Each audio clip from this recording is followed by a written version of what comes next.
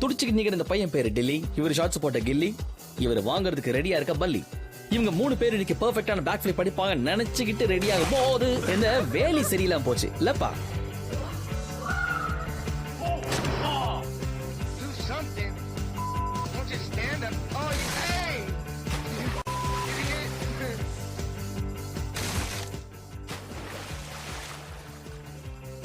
இவர் இந்த உலகத்துக்கு ஏதோ சொல்ல விரும்பல, செய்ய விரும்புறாரு. செய்யறது உருப்படியா வருமா வராதா? ரெடி ஜம்ப் கம் ஆன் அப்படி போடு.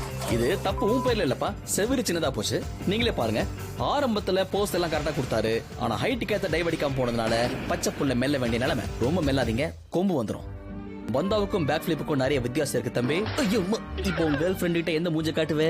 இப்படி பெத்தவங்க கால விழுந்தா ஆசீர்வாதமா கிடைச்சிருக்கும். மூஞ்சில டென்ட் வாங்கினா லவ் எண்ட் தான். இவனுக்கு பல்ட்டி கூட அடிக்க தெரியல, இவனை உடனே கழட்டி விட வேண்டியதுதான். இந்த பிங்க் குமாரோட வித்தை எங்க டர்ராச்சுன்னு பாக்கலாமா? கவனிங்க, ஸ்டார்ட் ஜம்ப்.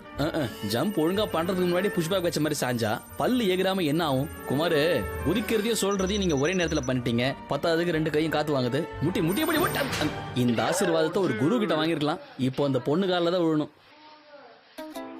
ஒரு ஸ்பைடர்மேன் செவுத்துல நிக்கிறாரு, இத பார்க்காம போனதுனால அந்த கண்ணிக்கு ஆபத்து.